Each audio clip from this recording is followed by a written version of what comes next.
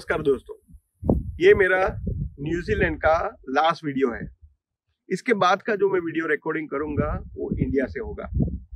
दोस्तों, अभी थोड़े ही दिन पहले आरबीआई जैसी बड़ी संस्था के रिसर्च में देखा गया है कि 100 में से 77% लोग अपना रिटायरमेंट प्लानिंग करते ही नहीं है और 10% लोग प्लानिंग के लिए तैयारी करते हैं। तो मेरा नाम है राजू मास्टर। आज मास्टर स्ट्रोक के अंदर रिटायरमेंट के लिए आपके लिए बहुत ही अच्छा प्रोग्राम लेके आया हूँ। दोस्तों, एक रिक्वेस्ट है, अगर आपको ये प्रोग्राम अच्छा लगा तो आपके फ्रेंड्स एंड फैमिली को जरूर भेजिए।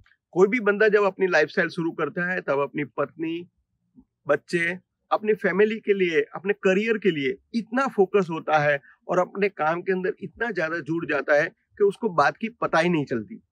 हमारे वहां पे ऐसे बहुत सारे लोग हैं जो अपने करियर के पीछे अपनी पूरी जिंदगी का पैसा लगाते हैं, टाइम बर्बाद करते हैं और उसके लिए वो अपनी हेल्थ का भी नहीं देखते। दोस्तों, हमारे यहाँ पे एक कॉन्सेप्ट है, रिटायरमेंट सेविंग्स एंड इन्वेस्टमेंट। दोस्तों, मेरे बहुत सारे वीडियोस है जो ये मैं लिंक में आपको भेजूंगा कि रिटायरमेंट में सेविंग्स और इन्वेस्टमेंट का क्या डिफरेंस है, वो आपको पता करने की जरूरत है। आरबीआई के रिसर्च में बताया कि 100 में से 77% लोग को ये पता ही नहीं है। दोस्तों, 10% लोग खाली कोशिश करते हैं और 13% लोग तो अभी भी क्वेश्चन में है कि अभी मैं जाने वाला हूं। तो दोस्तों, मैं आपको ये जो प्रोग्राम है लास्ट तक आप जब जुड़े रहेंगे तभी आपको पता चलेगा कि एग्जैक्टली मुझे क्या करना है। जब आप रिटायरमेंट होते हो तो उसके अंदर 3 क्वेश्चन आपको जरूर पूछने हैं। सबसे पहला क्वेश्चन है, रिटायरमेंट के बाद मैं क्या करूंगा। दूसरा क्वेश्चन, रिटायरमेंट में मैं आरामदायक जिंदगी कैसे बिता सकता हूं। And the third and the most important, अभी की जो मेरी लाइफस्टाइल है उसी के मुताबिक मैं अपना रिटायरमेंट कैसे जी सकता हूं। बहुत सारे लोगों ने ये 3 क्वेश्चन अपने आप को कभी नहीं पूछा, या तो अगर मेरे जैसे बंदे ने कोई पूछ लिया तो बोलते हैं तब की तब देखी जाएगी। वो तब की तब देखी जाएंगी। बहुत सारे लोगों को तब की तब देखी तब गई जब कोरोना आया। तब उनको पता चला कि भाई ये तो घर में बैठने से पैसे तो आते नहीं बट खर्चा 100% होता है। जब रिटायरमेंट की बात आती है तब सब अपना सर खुजाते बैठते हैं और क्वेश्चन करते हैं, अरे ये मेरे लिए तो नहीं है। जैसे ही हर कोई बंदा जो सिगरेट पीता है, दारू पीता है, उसको पता है कि ये पीने से उसका कितना नुकसान होगा। दोस्तों, ये ऐसी दौड़ है जिसके अंदर जब तक आप दौड़ते रहेंगे तब तक आपको कुछ पता नहीं चलेगा, बट जब आपके पैर थम जाएंगे, यानी शोले का डायलॉग आपको पता है, बसंती जब तक तू नाचेगी तब तक तेरे यार की जान अच्छी रहेगी। दोस्तों, जब तक मेरे पैर चलेंगे, जब तक मेरे हाथ चलेंगे, जब तक मेरा दिमाग चलेगा तब तक इनकम आती रहेगी। बट जब मेरे पैर नहीं चलेंगे, मेरे हाथ नहीं चलेंगे, जब मेरा दिमाग नहीं चलेगा, तब भी मैं जिंदा रहूंगा तो पैसे कहां से आएंगे। हाँ दोस्तों, तो रिटायरमेंट की मैं बात करने वाला हूँ। लास्ट तक जुड़े रहेंगे, मैं आपको 100% ऐसा सॉल्यूशन देने जाना हूँ कि जिससे आपकी लाइफ सेट हो जाएगी। एज पर रिसर्च 77% लोग तो सोचते भी नहीं कि मुझे रिटायरमेंट जैसी कोई जरूरत है। 61% लोग जो 45 की एज के बाद में मेरे जैसे बंदे को कॉल करते बोलते हैं, राजू मास्टर अभी 5 साल में रिटायर होना है, कुछ हो तो बता दो।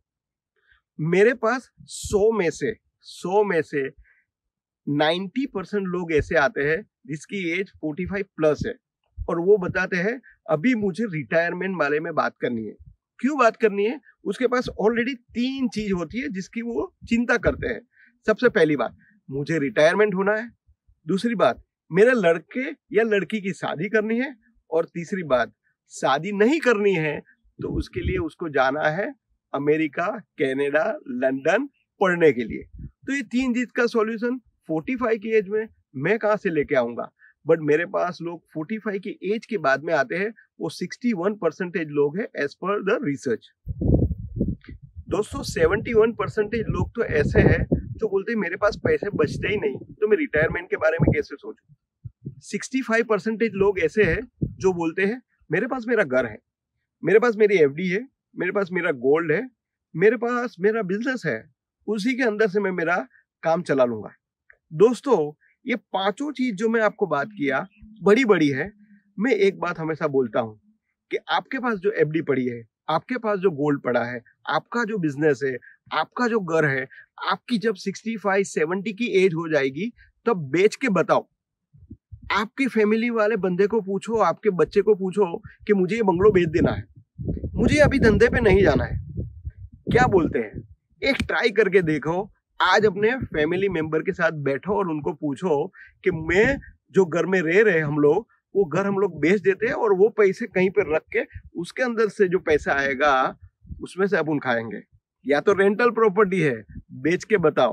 अगर बिकती है, दोस्तों आज के माहौल में रेंटल प्रॉपर्टी का जो इनकम है वो 3% से भी कम है सालाना, तो बेच के बताओ। दोस्तों अभी परसेंटेज में बात करता हूँ, तो 100 में से 40% लोग जो ऐसे हैं जिसके बच्चे के ऊपर निर्भर है, 20% ऐसे हैं जो अपनी एफडी के ऊपर निर्भर है, 20% और लोग ऐसे हैं जो अपने बिजनेस के ऊपर निर्भर है, 10% लोग को तो पता ही नहीं है, बहुत मस्त है, 5% लोग बोलते हैं मेरे पास सोना चांदी है, 7% जो लोग हैं वो सरकारी पेंशन में से जीना पसंद करते हैं, 50% लोग हैं वो अपनी प्रॉपर्टी के ऊपर निर्भर है, 7 to 8% लोग जो है वो अपनी पीएफ के ऊपर निर्भर है, रियल एस्टेट के अंदर 20% है और 4% जो है फिनेंशियल एस्टेट पे ऊपर है। तो मैं आपको 3 तबक्के बताने वाला हूं, आपका रिटायरमेंट कैसे कैसे होना जरूरी है।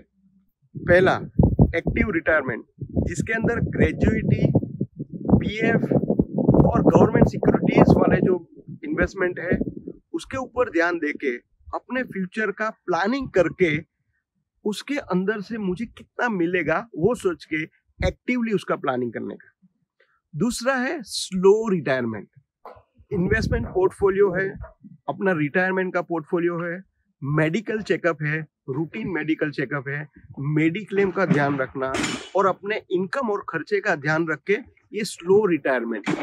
3 तबक्के आपको बोलने वाला हूँ, 2 तबक्के खत्म हो गए, अभी तीसरा है वो अनएक्टिव पोर्टफोलियो है। इनएक्टिव रिटायरमेंट के अंदर फाइनेंस के साथ साइकोलॉजिकल सपोर्ट के लिए मैं किसके साथ बात करूंगा और मेरा फिजिकल और मेंटल स्टेटस कैसा रहेगा उसकी भी मुझे साथ में साथ तैयारी करनी है जब मेरा रिटायरमेंट होगा। तो अभी प्रश्न ये होता है कि मैं रिटायरमेंट कैसे करूंगा, तो मैं आपको 3-4 चीज ऐसी इंपॉर्टेंट बता रहा हूं जिससे आपको पता चलेगा कि एक्चुअल में मुझे रिटायरमेंट के लिए क्या चाहिए। तो मैंने आगे भी बताया, सबसे पहली चीज investment and continuation of investment, यानी बचत एंड इन्वेस्टमेंट टुगेदर। जब जब आप पैसे कमाते हो, जैसे जैसे पैसे कमाते हो ऐसे बचत करने का पहले से शुरू करो। हम लोग हमेशा ऐसा सोचते हैं कि एक टाइम आएगा जब मेरा खर्चा बंद हो जाएगा तभी मैं इन्वेस्टमेंट चालू करूंगा, बट नॉर्मली ऐसा कभी होता नहीं है। इन्वेस्टमेंट और सेविंग्स के अंदर मैं कैसे मेरा जो गोल है वो अचीव कर सकता हूं, तो इसीलिए मेरे जैसे कोई सूझे बूझे बंदे के साथ आपको अपॉइंटमेंट लेके बात करनी पड़ेगी। दूसरी बात है मोस्ट इंपॉर्टेंट, आपका जितना भी डेट है वो खत्म करने की कोशिश करो। मैंने बहुत सारे देखे हैं, आपके पास हाउसिंग लोन है, कार लोन है और बहुत सारे छोटे मोटे ईएमआई चल रहे हैं, debit card, credit card. Debit card तो फिर भी ठीक है, but credit card is most dangerous. दोस्तों आपको शायद देखना पड़ेगा कि आपके क्रेडिट कार्ड के अंदर आपको कितने परसेंटेज इंटरेस्ट लग रहा है। मेरे ऐसे बहुत सारे लोग देखे हैं जो हमेशा मिनिमम पेमेंट करके बोलते हैं मेरा क्रेडिट कार्ड परफेक्ट चल रहा है। परफेक्ट उसका नहीं चल रहा है, कंपनी का चल रहा है। वो मिनिमम 24% से लेके 43% इंटरेस्ट दे रहे हैं। तो अगर आपका क्रेडिट कार्ड का कोई भी बाकी है तो सबसे पहले उसको खत्म करने की कोशिश करो। तीसरी चीज, असेट अलोकेशन करो, यानी आपका असेट का अलोकेशन करना बहुत जरूरी है। असेट अलोकेशन अगर मैं आपको सीधी लाइन में समझा दूं तो मैं एक गुजराती हूँ, तो गुजरातियों के अंदर क्या होता है, हम लोग सब कुछ थोड़े थोड़े ऐसी वाटी में सब कुछ लेते हैं। यानी अगर मेरे पास दो साग है तो 2 वाटी में, फिर दाल, भात, पापड़, कचुम्बर, रोटी और उसके साथ में बहुत सारी ऐसी मिठाई भी आती है और थोड़ा सा एक गुलाब जामुन भी होता है। तो मैं क्या बताना चाहता हूँ कि आप सभी जगह पे थोड़ा थोड़ा असेट एलोकेशन करो, खाली एफडी में नहीं, एफडी में भी करो, बैंक एफडी के बाद कंपनी एफडी में भी करो, म्यूचुअल फंड में भी करो, शेयर मार्केट में भी करो। आपका इन्वेस्टमेंट और सेविंग्स का आपको डिवाइड करना आपको पता होना चाहिए। बहुत सारे लोग ऐसा समझते हैं कि मैंने LIC ले ली तो सब कुछ खत्म हो गया। दोस्तों आपको LIC लेनी है क्योंकि आपका लाइफ का निर्भर वहीं से होगा, पर आपके पैसे बढ़ाने हैं तो आपको mutual fund and share market में भी जाना पड़ेगा, आपको इक्विटी में भी जाना पड़ेगा, आपको गोल्ड में भी जाना पड़ेगा, आपको रियल एस्टेट में भी जाना पड़ेगा। तो आप सब कुछ थोड़ा थोड़ा लेंगे। जैसे ही समझो कि मुझे दाल बहुत पसंद है, तो मैं खाली दाल पी के मैं पेट भर सकता हूँ? नहीं। अभी मुझे लड्डू बहुत पसंद है, खाली लड्डू खा के मैं मेरा पेट भर सकता हूँ? नहीं पॉसिबल है। तो मुझे रोटी, चावल, कचुम्बर, पापड़ सब कुछ खाना पड़ेगा, तब जाके मेरा पेट भरेगा। तो दोस्तों असेट अलोकेशन भी एक ऐसी चीज है, आपको सब कुछ थोड़ा थोड़ा लेना पड़ेगा, और वो लेने के लिए मेरे जैसे कोई बंदे को आपको नियुक्त करना पड़ेगा। आपके हिसाब से कर सकते हो, 100% कर सकते हो, बट अगर कोई प्लानर के साथ आप काम करेंगे तो I will definitely plan your life. चौथी चीज, आपको टाइम टू टाइम आपको चेक करना पड़ेगा कि ये मैंने जो पूरी गुजराती थाली जो बनाई है वो सही है कि नहीं, कौन से अलोकेशन में मुझे ज्यादा पैसा इन्वेस्टमेंट करना चाहिए। अभी आप म्यूचुअल फंड की भी बात करो तो म्यूचुअल फंड में भी बहुत सारे फंड है, कौन सा फंड मेरा बेस्ट होगा उसमें मुझे इन्वेस्टमेंट करना चाहिए। और आपको हमेशा हर 2 साल 3 साल के अंदर चेक करना पड़ेगा। आपको जो भी बंदा आपके साथ में काम कर रहा है, जो भी प्लानर है आपके साथ में, तो हर 2.5-3 साल के अंदर उसके साथ बैठो, आप डिस्कस करो और अपनी वांट्स बताओ। And the lucky last is, आपके बच्चों के एजुकेशन के हिसाब से अपना टारगेट नक्की करो। मैंने बहुत सारे लोग देखे हैं जिसको अपने बच्चे को बाहर भेजना है, कनाडा, अमेरिका, ऑस्ट्रेलिया, न्यूजीलैंड सब जगह भेजना है, बट अपने बच्चे की कैलिबर के हिसाब से सोचो। दोस्तों हमारा टारगेट ये नहीं कि हमारे बच्चे अच्छे पढ़े लिखे बाहर जाके ही अच्छे पढ़े लिखे। इंडिया में भी ऐसी बहुत सारी संस्था है, बहुत सारी यूनिवर्सिटी है, और इंडिया में ऐसी ही लोग पढ़ के बाहर जाके अपना करियर बनाते हैं। तो आप अपने पॉकेट के हिसाब से अपने बच्चे को समझाओ और उसके मुताबिक काम करो। दोस्तों आई होप आज का जो प्रोग्राम है आपको 100% अच्छा लगा होगा। अगर आपको लगता है कि ये प्रोग्राम इम्पोर्टेंट है तो सबसे पहले ये कमेंट बॉक्स के अंदर कुछ ना कुछ लिखिए कि आपको प्रोग्राम कैसा लगा। आपके फ्रेंड्स एंड फैमिली को भेजिए। आपके फैमिली में, आपके फ्रेंड्स में ऐसे बहुत सारे लोग होंगे जिसको ऐसी एडवाइस की जरूरत है और उनको पता नहीं कि मैं कैसे कर सकता हूँ।